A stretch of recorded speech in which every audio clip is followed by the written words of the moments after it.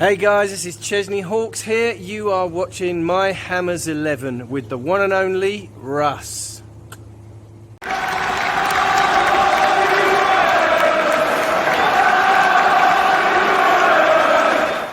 Hi everybody, Russ from My Hammers 11. Hope you are all safe and well off your channel. Please consider subscribing, hitting the bell icon so you're made of any time we put new content on. As always, I'd like to thank our lovely channel sponsors, Untuck It.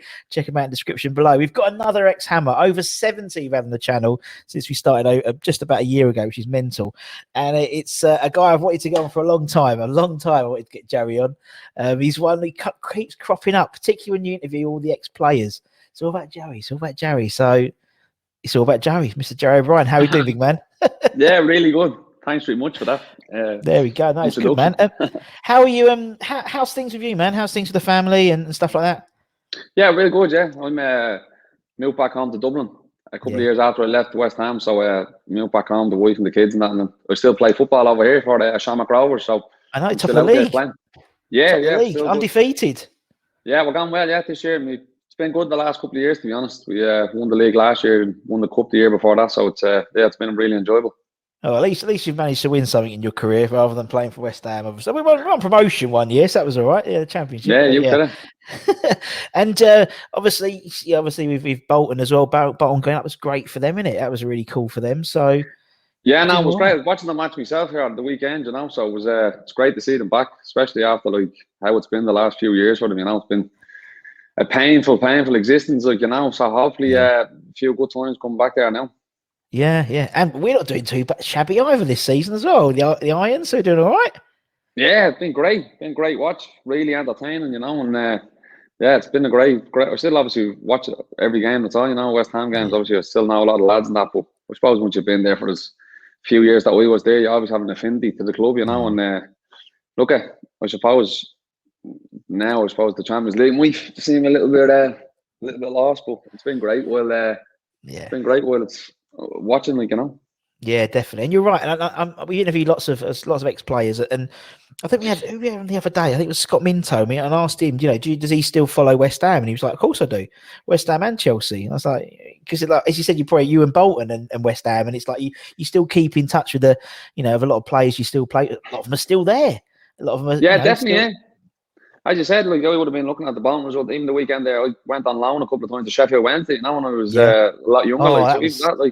You're watching there, like, because you have great memories and great times. You met great people there, you know, even some of the staff, especially like backroom staff, you know what I mean? In offices and stuff like that they're there for their lives, like, sort of thing, you know. So you have that sort of connection with them. Yeah, that's a great point. Yeah, particularly West Ham, obviously, a lot of the backroom staff are still there, and the ticket in the year, you're right, the tea ladies and things like that. And now I can see you have an affinity with them. No, totally, man. So, you know, for many people, they know Joey. I mean, I usually give a little introduction. Joey made 105, appearances for the club. Of a few years you were there as well, to be honest, my man. And a few sort of cool bits. You know, obviously, you played in the last ever FA Cup game at the Bowling as well, which was, like a thing to put on your CV. I should have scored in that game as well. Should have. Oh, that was a crazy game. That whole season was crazy, man. But starting at the beginning, 2011, you'd just been released by Bolton. Obviously, we'd gone down. Big Sam had taken over in July. You got the call. Did you get the call from Sam to come on trial for a couple of weeks, or how did that happen? Yeah, so I would obviously play with Sam at Bolton when I started out as a kid. Like, he gave me the chance as a first time. Obviously, he went off then and managed other clubs, and I was still at Bolton. And then, but for that 2.5 years previously, I didn't kick a ball really, So I went from October 2008 to February 2011. I never played a game. I missed that period of time. I had 3 knee surgeries, and I couldn't really get back. And just mentioned there, Sheffield Wednesday, I was actually got back around that time, and then I went out to Sheffield Wednesday for a month and played a couple of games, came back. It was just really to try to get out and, to be honest, earn a new contract at Bolton, really. But anyway, went there and met Owen Coyle. He was the manager at the time at Bolton. I was just like, listen, I've been here 18 months and you've been injured for 15 months of that. I can't offer you. And that was it. Like, it was an emotional time, I suppose, for me. I'd been there since I was 15. Of course, yeah. So obviously being told, like, and I mean, I grew up there, you know what I mean? I moved away from Dublin, moved away from my family to be at the club. So the club meant a lot to me. And then obviously being told it's over, like, you know, and it was just seeing what was happening. I knew I was fit. That was the only good thing. I knew my knee trouble was behind me at that stage. And then it's just sort of, look, for me, like, people say, Jays, you were unlucky with injuries, and which I was, like, but I mean, that moment was a lucky moment for me, you know, like, looking back, I got released from Bolton, and Sam got the West Ham, as you said, had just been relegated, which obviously was is a huge club, but a huge club going into the Championship. Sacked the manager. Sam got the job. I knew Sam from previous times, and it was just, listen, come down and train and see how you go. And that was it. And everything fell into place really for me, you know. And that was my bit of luck. Yeah, exactly. And I mean, you know, was there? I suppose, you know, when the call came, he wasn't really too fussed the fact that, you know, we'd just been, you know, we sort of were just been relegated and stuff like that. As you said, someone phoned you, they want you, and you're like, right, that's it. You know, Bolton have sort of, you know, not really, that last 18 months you said have been sort of a bit sort of not really getting much game time.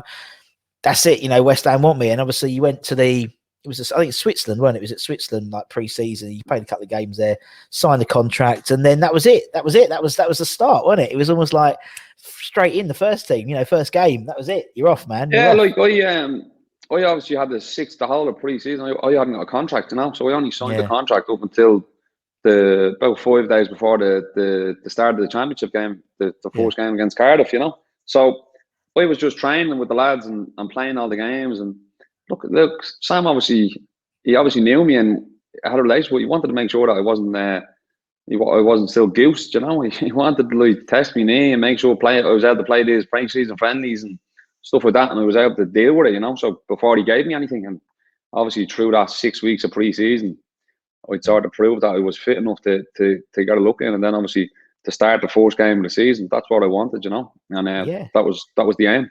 Yeah, we lost that game, don't we? Yeah, great first time. Typical West Ham. We always seem to do that when we, you know.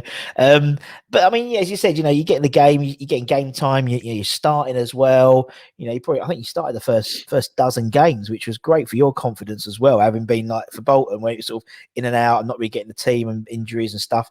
Scored a couple of games in as well, wasn't it? It was Watford, I think you scored as we trailed like 4-0 or something like that game.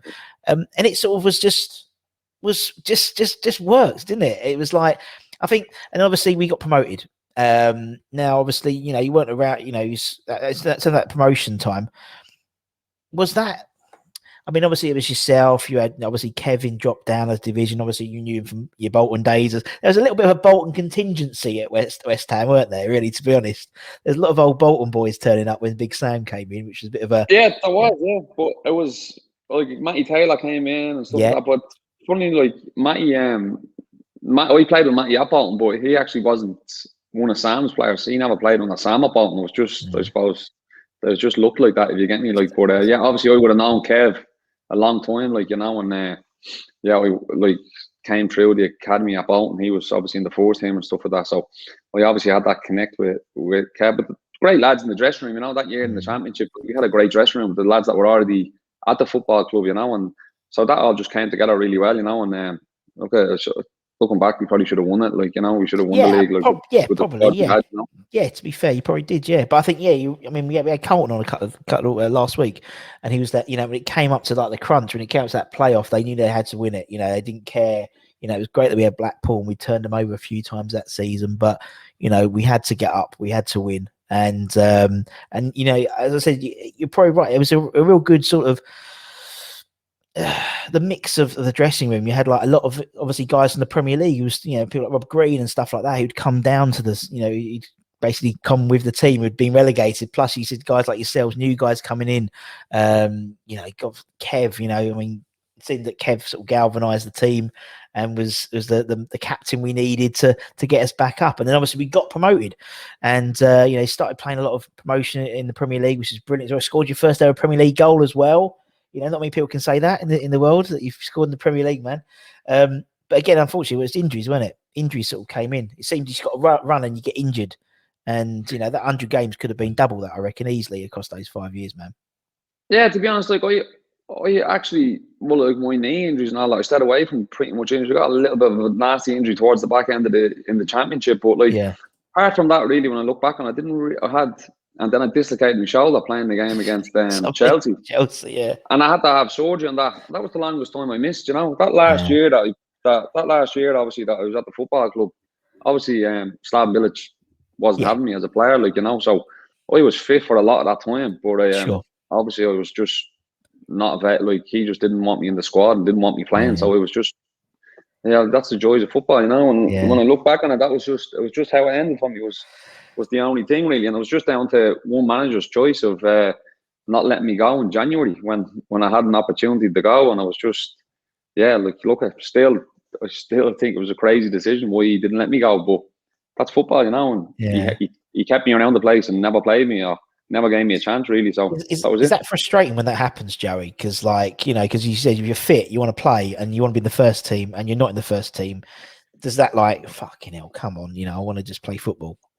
Yeah, definitely. Look, I just mean at that time, like I'd gone from the start of the season, I think, and I hadn't played a game, and I was nowhere near it. And then we ended up playing the FA Cup game up in Anfield against Liverpool, and it was near the end of the transfer window. And again, it was just circumstances. I shouldn't have been near the squad. He didn't want me near the squad, but loads of injuries, and ended up being on the bench. And then Tonks ended up coming off with stitches 5-10 minutes into the game. There was no one else to play really, and I ended up getting on. And I was just worked out growth for me, and I done all right in the game. And then I had an opportunity to leave the football club, and the owners and the chairman, obviously, they were happy enough for me to go, but the manager wouldn't let me go, and he kept me around the place, and obviously then he never played me. Yeah. And it must particularly, we've interviewed loads of players, and they, obviously, Big Sam brought you in, and you're a big Sam man, so to speak, in terms of, from your Bolton days and whatnot. And then obviously when Slav comes in, you must have thought, hang on, I'm going to have to start all over again, innit? To be fair, I look forward to it. I remember meeting him on pre-season in the early European qualifying games or the Europa League qualifying games and stuff like that. So they were funny. Look, I thought he was a nice fella and all that, and I was looking forward to trying to get into his team and whatever. But look, that's football, People have an opinion of it as a player, and then look, that's okay, but just for me, as I said, I had the opportunity to go in January, and he didn't let me go. And then look how it ended. Then obviously I'd never played a game, and I got injured then after I left West Ham, and I was out of the game then, and I couldn't get another club over there. Yeah, that's the trouble, isn't it? I mean, and you're right. I mean, those were fun. I remember those European games. They were a bit some strange teams, weren't they? They were strange, but I tell you, I'll never forget that first one against that Andorran team in the stadium. It was incredible. To be playing against a team that was not a good team at all. But the crowd that turned out that night was it was incredible. Yeah, well, FC Lusitano. But that was great because I remember I had to do the announcing for the one with when you played FC Birkirkara, and no one knew any of the players' names. So I'm like, what's and I remember going to Paul String at the time and various others going, how do you pronounce this? I don't know. I said, am I pronouncing the team right? I don't know, Russ. I don't know. So I remember just sitting there, and I had who would we have? We had who's on the bench? Who was on the bench? So we had Sacco and Czech. They were both sitting next to me, and they're laughing because I'm in goal, but no idea. It's just so weird. But hopefully we can get that back. I loved it. I love the fact that we played these random teams, and hopefully we'll do it again this next season as well. Yeah, so, it'd be great. Yeah, as long as I don't play bloody Astra Gugu, whoever it was, that's a Romanian team. They're the ones who always used to do us in. They did us in twice, didn't they? And obviously, as you said, your time there, you played with some great players, some really, really strong dressing rooms.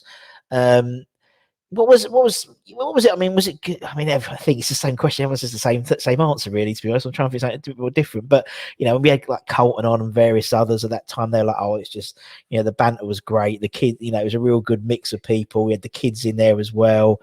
And the dressing room was fun. And I can imagine that's you just sit right in the middle of all that, to be honest, Joey. Were you like one of the ones who were always pranking people, or were you the one person who always got pranked? Were you sort of the instigator? To be honest, I think for the first part when I went into the dressing room, lads didn't know how to take me, because I went in and had such a focus to just get a contract at the club that I wasn't talking to anyone or looking at anyone or anything, you know. I think lads were like, who the fuck is this fella, you know?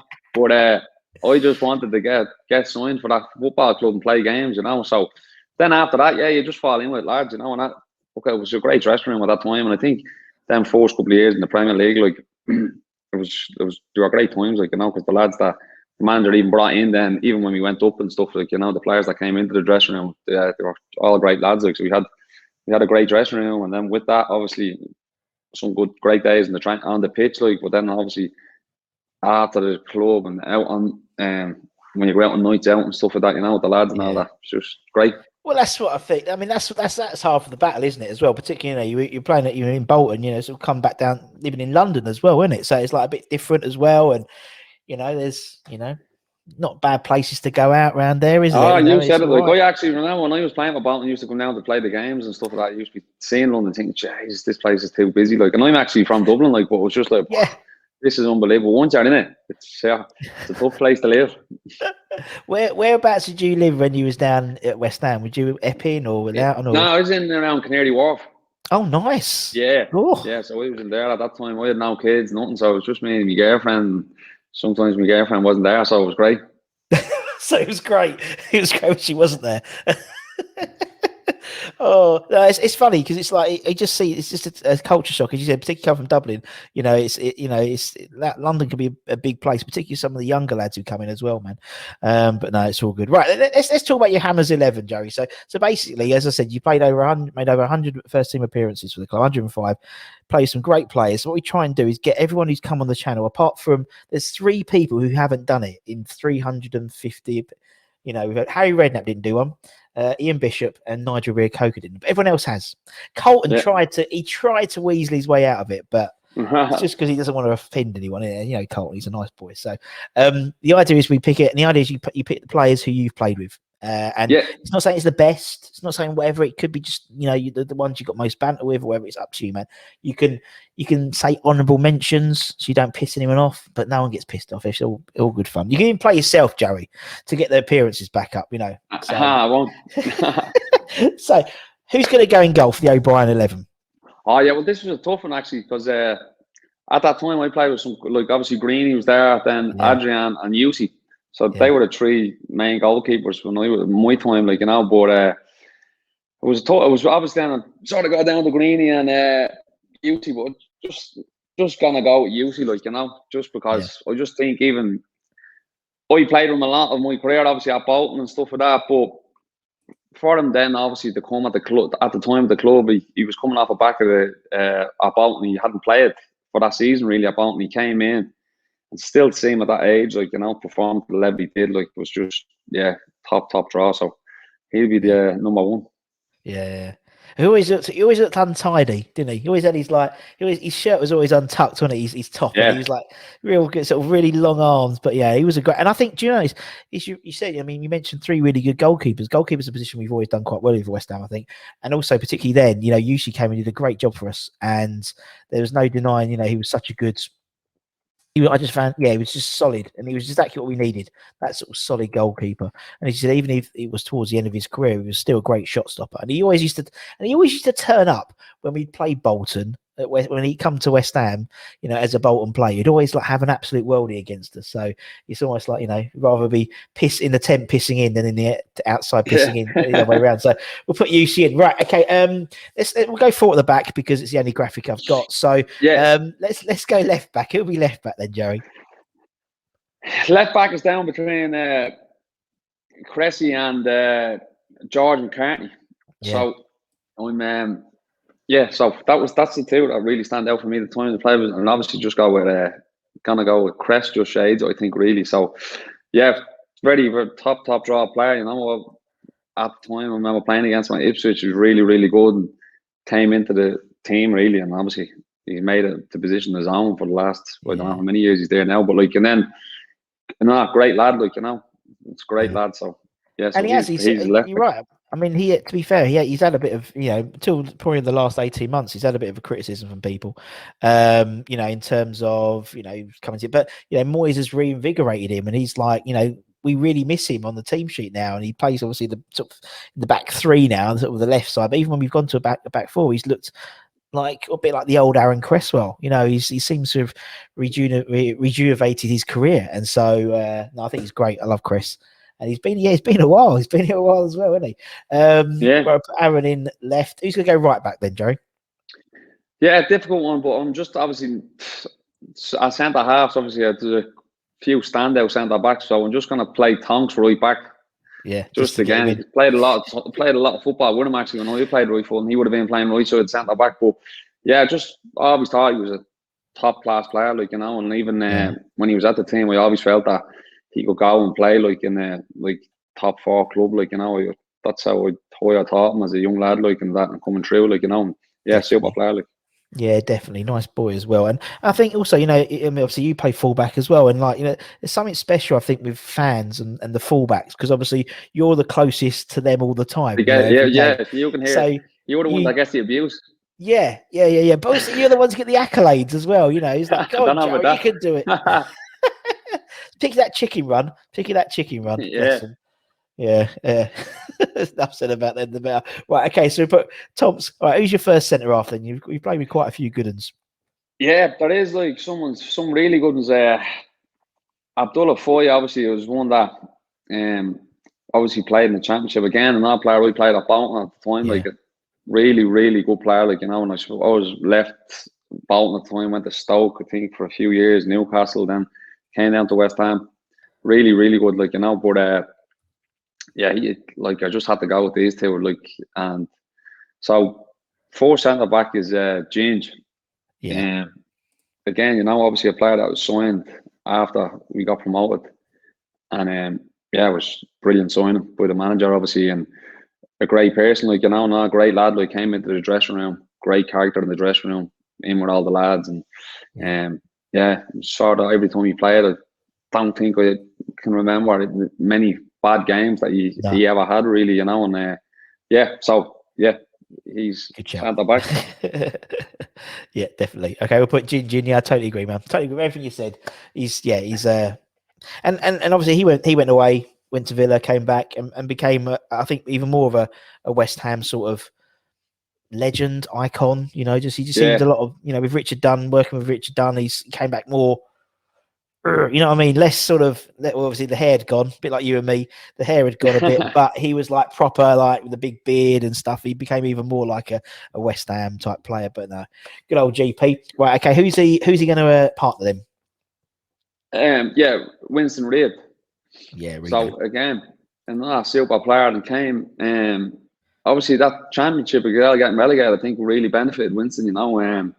I think at the time, that year he got relegated, he wasn't really having much of a game time that season. But then obviously with Sam coming in, Sam had really rated him, and I think it gave him a lot of confidence in his game, and he excelled, obviously that season, and then on into the Premier League, and I think for a couple of years he was standout performer for the football club, Totally agree. And you're right. He struggled when he signed, when he was in that Premier League, when we went down.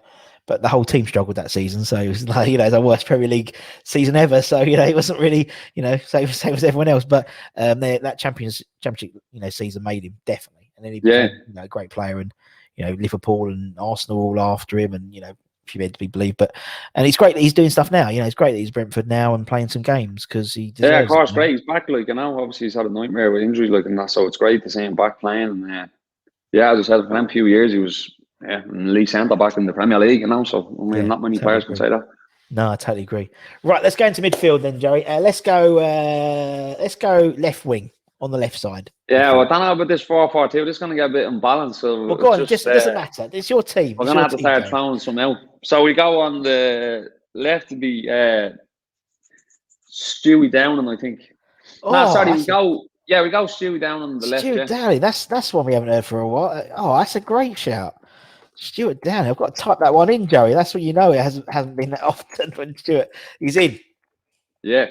So again, I always think of players from a player's point of view. When you hear a club linked with a certain player, and you think, and you hear it in the news, and you think it's getting closer and all that. And I think when you see that and you see players in the dressing room get a buzz off that, and to think, what, these people leaving, we get him, And that's how I felt with Stewie. That I wanted Really? when we were linked with him, to get him. And obviously, yeah, I thought he came in super player, like, you know, seeing him from afar and playing against him over the years to then walk with him, you know, quality player, like, you know, And and do had an you, unbelievable career. and you mentioned, like, you know, when you how much attention do you do footballers pay to things like rumours and stuff like that in the papers? Because you must think a lot of it's bollocks. Because, you know, but do you get, you know? Yeah, it does be, I suppose, but like, you listen, most all footballers are football fans. You get me? So like, Yeah, you're good going to point. spend so much time reading newspapers and watching Sky Sports News and looking at stuff on the internet. And that's just the way it is, like, you know, because you want to see or hear what's going on in other teams or whatever, like, you know. So some of it does be not true, obviously, but when it does be, it's out there as well, you know. And I remember that time when he came in. I think his first game was maybe he came on as a sub, I think, against Cardiff or something like that. It was one of the, maybe, I don't know, it was the first game of the season or something like that. But he's done about 20 minutes like in the game. I was just like, wow, you know, this fella is a serious player. Like, so yeah, as I said, and had an unbelievable career, like, you know. So He did. And I remember, and he sort of like was, you know, I think then Sam famously put him. We went to the Diamond, didn't we? The famous Diamond, and he was at the top of the. And he got back into the England squad, didn't he? I think playing in that Diamond position. Yeah, he was super. Yeah. Amazing player. He really was. Right, okay, we'll put Downs on the right, on the left then. Let's go on the right side then. Who should have on the right side? On the right side, I'm going with I think now, Joey Cole. You threw me out with this formation show. I had a different formation, but anyway. But you put whatever you want. You put whatever you want in. Just bracket. You get them in anyway. So Joey, Joey Cole, yeah. So again, like another super player, you know, like and so I think when he came, like, just to play with him and that, and see how he walked and see how he looked after himself and trained and talked about the game, and quality player, like, you know what I mean. And yeah, I think it was great to come back. You obviously wanted to come back to West Ham at that time, like, you know, and to come back and play, and yeah, it was great to play with. Yeah, and you're right, man. Yeah, and he almost like he had unfinished business with West Ham, and he, you know, so that's why he wanted to come back, and it was great. You know, the fans loved it as well, didn't they? He was like the hometown boy come home. You know what I mean? So and it's great, and I love I love him as a commentator and analyst rather on BT Sport and stuff. He's so like just switched on, you know. It's just some people just get it, and he's so like on the money when he talks about football and stuff. And but you know he would be, because as you said, he's got a football brain and stuff. And you could train with him, and you know, we've had loads of people, particularly when he first joined, when he first broke into the first team, and how he would make some senior pros just look stupid because he'd be doing like Rabonas, and he's like 16, 17 doing these tricks in front of him, but he didn't do it. Just had an unbelievable love of the game, like, you know, like even when he came back, like I remember like seeing him train, and even the levels he was training at, and the distances he covered, and the high intensity and the workload that he got through. It was just that pure love of football, like, you know. And yeah, again, like, to see the great career, like an unbelievable career that he had, like, you know, it was great to play with. Definitely. Right. Okay, we'll put Joe in. Let's go into sort of the centre positions then. Yeah, we get into the midfield, like, so Nobes. Now there's a few here that, like, obviously Jack Collison was an option here. Gary O'Neill, they were players that I really enjoyed playing with as well. But Nobes, like, look, again, just like an elite performer over the club, I suppose. Like, and I suppose the word legend's going to get thrown around, like, about players, but he's going to go down as a West Ham legend. Like, you know, you've been a career for that, as long as that, and played that many games. And as I said, he was just one of them players. You won't realise how important he is to the football club or to the team until he's gone, like, you know. And it's really, I guess true. That'll say it all, really, like, you know. Yeah, it's really true. He was on Peter Crouch's podcast. It was on today, out today, and and Peter Crouch was like saying this is like he was a bit jealous of Mark Noble only being a one-man club, because he obviously moved everywhere, didn't he? Crouch. Yeah. He was like, you know, it was great to, you know, you're one man and it's your club and you're a boyhood club and it's and I imagine he was like that, you know, when it was like when you guys were playing Tottenham and people like that, because that's his game, you know. And it was like I can imagine him now, you know, in the dressing room when he were playing Chelsea and playing these big clubs that West Ham fans always got a bit of needle about. He's the one who's saying, right, this is it. This is what the fans want. They want this game. This is all about it, you know. And no, I think it's great. And you're right. I think it's one of those people who, when he leaves, we'll be like, oh, it's going to be emotional. Next Oh, season's of going to be course. very Look, emotional. It's played at such a high level for so long. Yeah. That's the other thing. I mean, like, I think yes, you're talking about playing for the one team for your career and all that, but it's the level that you play at. Like, you know, and that's like, I mean, he's played in the Premier League at a club in the Premier League for so many years that it's like to play to have the ability yourself and then to stay at that level. It's unreal, really. And obviously, then through the amount of managers that there's been through the years that he's been That's there. what he said. That's Even what he at said. Yeah. that, you know, like it's like you have not just, obviously I know him personally, so I know he proved himself. He wants to prove himself every day in training and every match he plays. But to know after every manager, like you got to keep proving yourself, to this one, and he did, and they all play him, like, you know, and as I said, it's like true. Really a legend. Really true. He is, yeah. We're doing a series at the moment. We've gone through. Actually, you'll be on the next one because we're going through alphabetically everyone he's played with, and so so it's like 200 and something players he's played with. It's mental. Really, yeah. So we're doing O next, and so you'll be in it. You'll be in it. So double appearance for Jerry O'Brien this next couple of weeks. But anyway, we'll put Mark in. Who's he going to partner? Well, it's just going to be a little. Nobby's going to play there, yeah. So Kev Nolan. Yeah. Just again, like a serious player, like, you know what I mean? The hardest thing in football to do is score a goal, like, you know, and for the career that Kev had to score goals and playing in the midfield position, had that knack, like, you know, of getting Premier League goals over 10 Premier League goals for a midfielder, like, you know, was like really good going. And Kev, I suppose, has done it at different clubs, like, but to consistently keep on doing that and scoring goals from midfield is really, really impressive, like, you know. And then obviously coming into the club at that time in the Championship as the club captain, take on board, like, and to lead the club back into the Premiership straight away, like, and then obviously to be the mainstay over the next few years, you know, it's top player, like, you know. And what's he like? Because everyone says he's a great captain, but what does he do that made him a good captain? Yeah, he's great guy, like, you know. But Kev, like, doesn't matter who you are, you know, whether you've played won Champions League or whether you're a 16-year-old kid coming into the dressing room for the first time, like, there's no difference, like, you know. And then everyone in between that. That's all. I just think he's just a real, like, just a top fella, like, you know. It's not really about football, you know. It's about just getting to know you and being a really nice guy and speaking to you and asking you questions. And the same even with the foreign lads. And I think that's why he's been a great captain, like, you know. He's able to connect with everyone in the dressing room. It's not just the English-based lads or senior lads or anything like that. He goes out of his way to connect with, making sure that, like, say, the lads that are just come into the country, their families are all right, are involved in their families on nights out, and their partners are involved and stuff. And, you know, it's just, he knows, you know, he knows what it takes, like. And then just in the dressing room, like, you know, he has that command, that presence that he's able to put it on you when the team is struggling, like, you know. And and then they go out and do the business, like, you know. And people obviously would say, oh yeah, Jay's what he do, or he hasn't done that in the game and all that, but he scores a goal then, you know. And it's the most important, important thing, like, you know. That's what it is. Like, people say, oh yeah, Jay's all he does is score a goal, like, you know, like, well, listen, it's the hardest thing in the game, like, you know. So that's all he needs to do.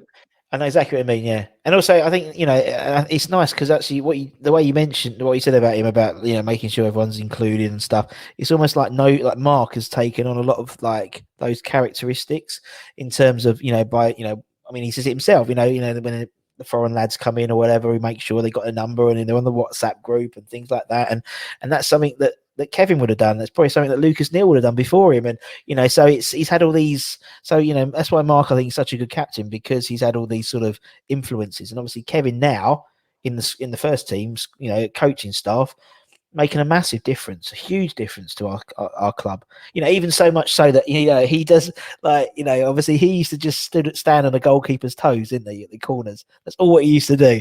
And Antonio does it now. And Antonio's, you know, slightly more bulkier than Kev. So, you know, I love the influences. You can see all the influences. We're becoming a nastier team now, and I think which is what we need to be. And I think part of the reason was Kevin and obviously Stuart Pearce as well. But their top man Kevin is, and it's great because obviously I'm still at the stadium and so, you know, you open the door and all you can hear is Kevin and Stuart, and they're just shouting. It's just so noisy. Like our bench is so noisy. It's lovely to hear them just get rollicking him. But anyway, okay, up front. First forward then, Jerry. Well, just going to play this fella as a 10 really now. So since my formation's changed, so it's going to be Dimmy.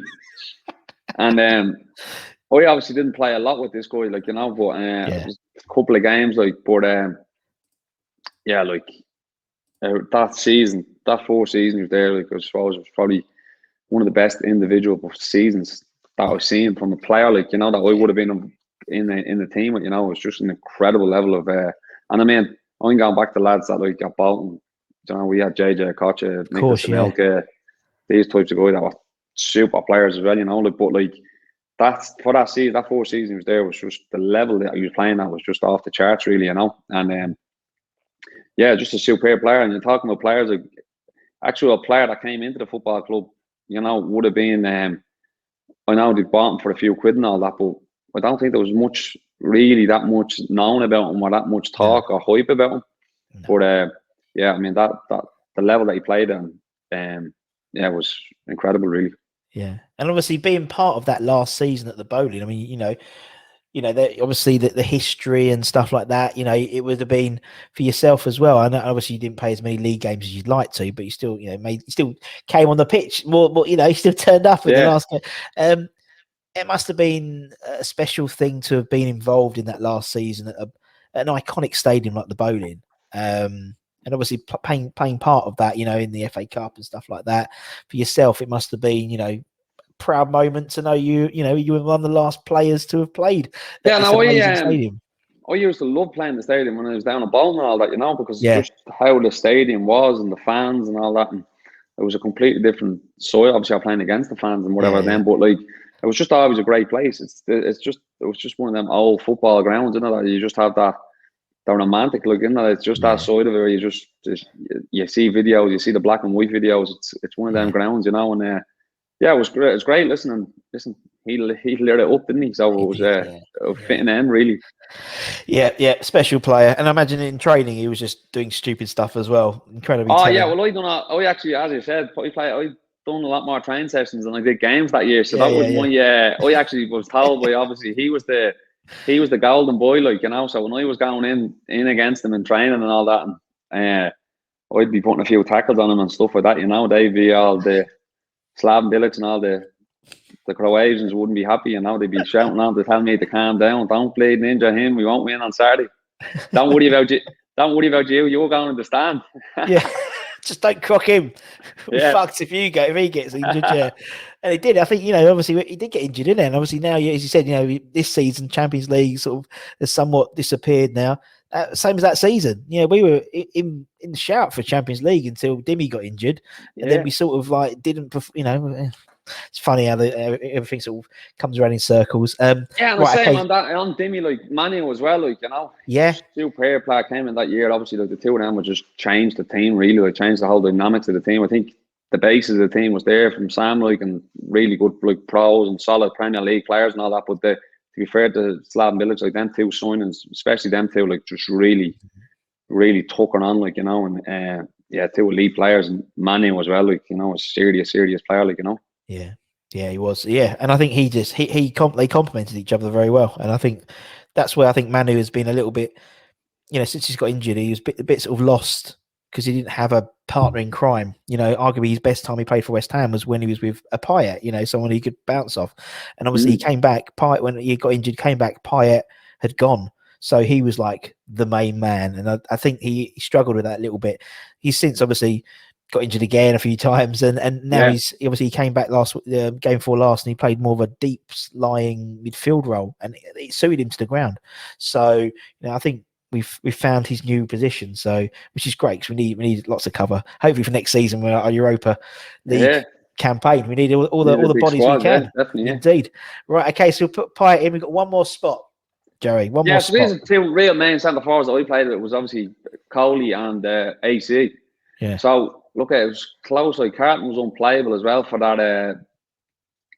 A lot of the time, like that championship 4th year in the Premier, like, you know, and a real like monster, like, you know, and that like serious player, like, you know, and on his day unplayable, like, but obviously just gonna go with Andy, like, again, like probably injuries curtailed how prolific and how good he is, and how good a player he would have been for the football club. But at times, like, you know, you could see it on the pitch, you know, and I never played with a player like it, like where I know you mean like international football, like, you know, like Damien Duff and stuff like that, and like as I said earlier on, Nicholas and Elka, like players like that. Whereas like sometimes you could see centre halves and defenders against Andy, they just literally jacked it, like, you know, they thrown in the towel against him. Like he was just such a nightmare to play against. They were just 20 minutes in, you know, and they've tapped out, like, you know, they want the end. It's they're broken men, like, you know, and that's what he brought to the table, like, you know, in games, like,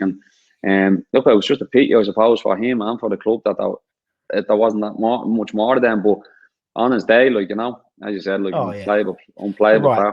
You're right. At his day, you know, even when he's not playing, even when he comes on, he commands two defenders. And I think, and I love players who command two defenders because it means an overlap somewhere, isn't there?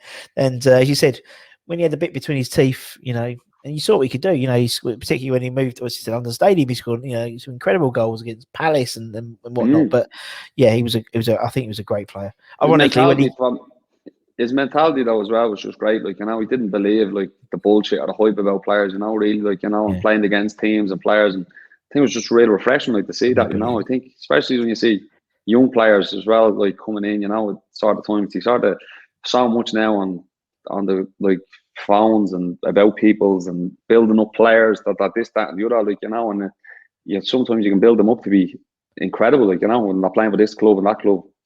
Now, I guess Andy had the confidence that at the time he made a year's transfer from Newcastle to Liverpool, so he had his own confidence. But it was more that he didn't care about them, you know. He didn't care about who he was playing against. It was like, right, listen, he had just had a mentality that I love, you know what I mean, and something similar to what I would have tried to have, like, would have been, yeah, right, let's have it. Yeah, you know, and it was just, totally, man. That was him, like, you know, it was just like, right, let's have it.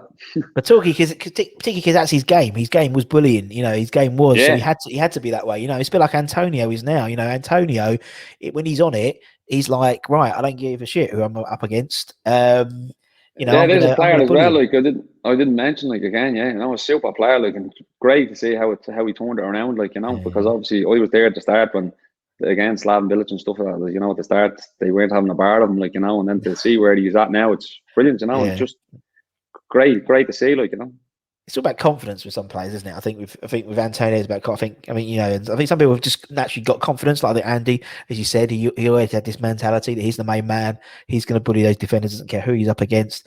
Very similar to other people we've interviewed, like people like Johnny Artson, who's the same. He was like, I don't give a shit if I was against Sol Campbell. He's going in the back of that net, and I'm going to score. And that's what, and I think, again, that's why I think Andy, despite the fact he got injured, he was injured quite a lot. When he came in, West Ham fans really took to him because he had that bull in a china shop, you know, which West Ham fans love. You know, they love a guy who puts it about, innit? And so, but he had that little bit about him in it as well. As you said, he scored some great goals. But I know the formation isn't what you wanted, Joey, but it's still a good team, man. Still a good team. Yeah. Man. No, yeah, we're happy with that. Like, don't get me wrong, as you said, we'll be happy to go to war with that, you know. Let's have it. I'll go, exactly. There's no worries. We'd be no problem with Champions League football with that 11. I tell you, man. Oh, brilliant. Joe, man, it's been great. Absolutely great. Thank you so much for your time, man. I've really appreciated it. I'm glad, man. Obviously, thanks everyone for watching as well. And for myself and for Joey, take care. Stay safe. Wash those hands. Get those jabs when you get your jab. What's the jab situation like in Ireland at the moment? Yeah, so we're just moving through them, but a lot slower than the UK. So I suppose it's one thing that we're looking at and thinking, geez, we wish we had the NHS flying it out now. You're like, you know, it's a lot slower. Like, but listen, hopefully everyone's over the worst of it and everyone's we can get back over watching a few games next season. Hopefully so, man. Hopefully so. We'd love to see you back at the stadium with all the fans. Hopefully, God. Anyway, take care. Come on, you Irons. Thanks very much. We'll see you again. Cheers, Joey. Take care. Come on, you Irons. Cheers, mate. Bye bye. See ya. Cheers, bud.